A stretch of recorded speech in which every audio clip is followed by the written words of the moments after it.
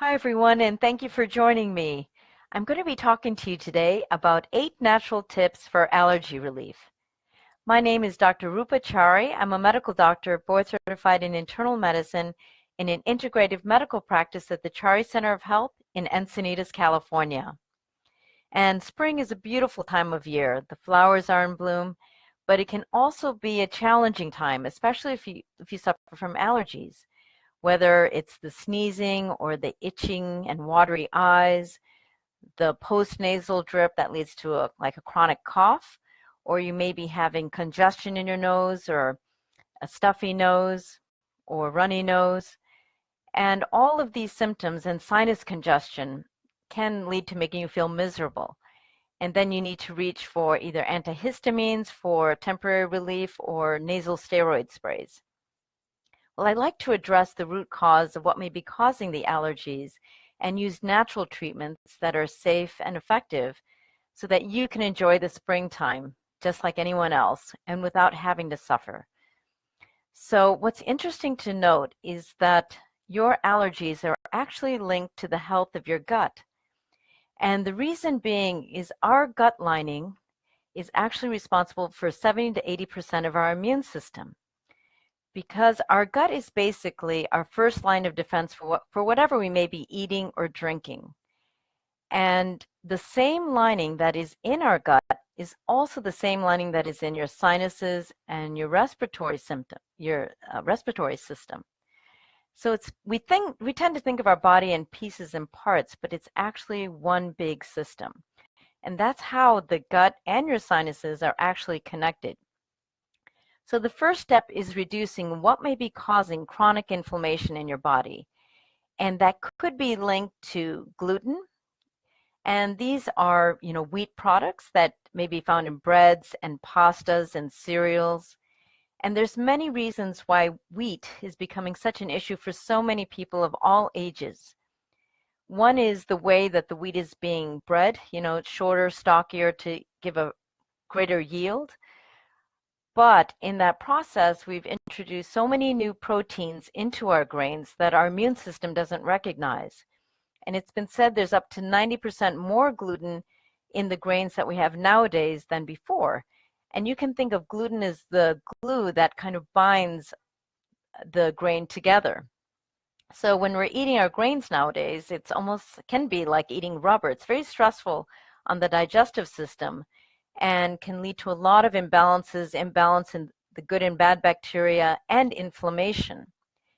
And our gut bacteria really determines so much of the quality of our health. They're responsible for producing many vitamins, for breaking down toxic byproducts of what we're eating, and they're responsible for really the health of our immune system. So when that balance between the good and bacteria is thrown off by what we may be eating that's causing inflammation in our body, that can then lead to a host of other immune system issues, including allergies. So by minimizing the amount of processed foods that you eat, especially with wheat, that can be very helpful. In addition to avoiding corn and soy because they've been genetically modified, and dairy. Now, even in the past, in Ayurveda, which is an ancient medical science from India, dairy was known to cause mucus. And nowadays, with the factory farms and the way the animals are being treated, the animals are given antibiotics and hormones and GMO feed or genetically modified corn and soy to eat. So the animals are getting sick, and then humans as well. So I'm not saying you have to stop it completely, but try to minimize, wheat, corn, soy, and dairy as much as possible, because that can minimize the amount of inflammation in your gut. And actually, when you minimize the amount of inflammation in your gut, then the good bacteria can thrive and flourish. And then that will affect the balance of your immune system as well. So that's one step. The second step is then you can introduce, more garlic and onions into your diet. And garlic and onions have many, many health benefits, including antioxidant benefits. Onions also have quercetin, which helps decrease inflammation. And they also help to thin out the mucus and secretions that may be coming from our sinuses and nose from our respiratory system in general, so it can be very beneficial. And then there's apple cider vinegar, and particularly the brand called Bragg's. And you can mix like a teaspoon of apple cider vinegar to a glass of water and add some honey in there and drink that first thing in the morning. That can boost your immune system and also thin the secretions. And that can be very helpful to some people. Now, again, some people are very sensitive to apple cider vinegar, so you're going to have to see what works for you. And the next tip is using Monica honey. Monica is a wonderful honey from New Zealand that has many antibacterial, antiviral, antifungal properties. It's being used even in many burn units to speed up the healing process.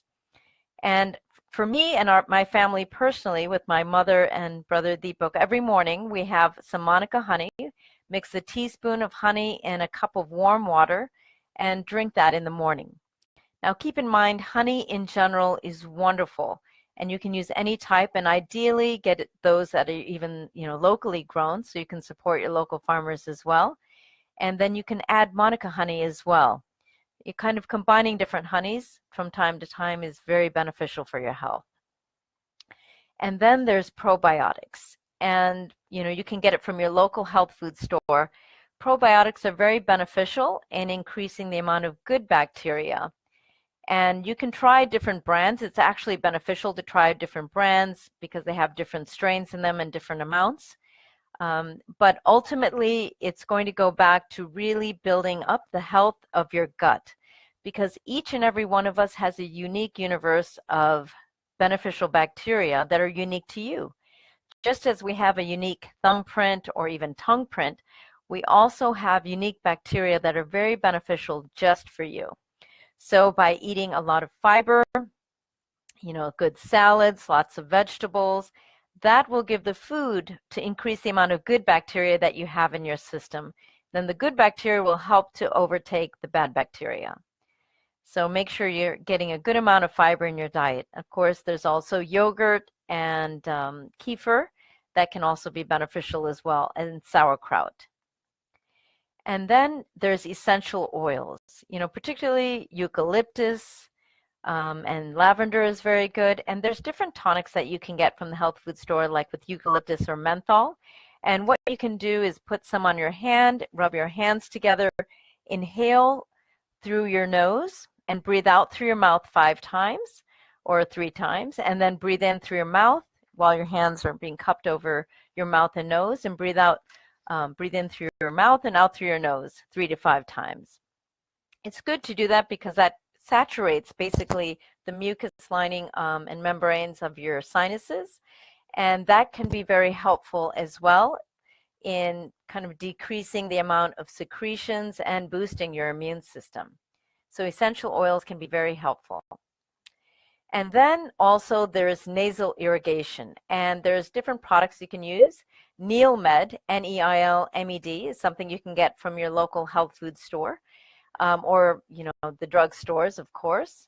They all carry Neilmed, and that is basically a saline solution powder, that you can mix into the container and add some distilled water and use nasal irrigation.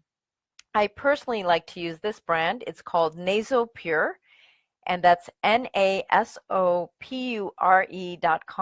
nasopure.com. And it was developed, this particular nasal irrigation was designed by a brilliant ENT physician. And I also like their salt solution. So basically what you do is once you get the solution, you just rinse it out in very hot water, add distilled water up to the line here, and add the packet, the NasoPure packet in there, and shake it up really well. And the design is very good. It actually works better at nasal irrigation, cleaning out the sinuses, getting rid of the excess pollen. It's good to do this once a day, and on their website, they show you exactly how to do it. But it's great for kids, adults. It's really easy to use, and I use it personally, and my patients recommend it to my patients as well, and they've had great benefits. And then also, steaming is very good, either boiling some hot water and putting your face over the bowl or pan, That helps to thin out the nasal secretions and also gets rid of the excess pollen. And even, taking a bath where you're having a lot of steam, that can be helpful as well as you inhale that. So I hope these tips have been beneficial to you.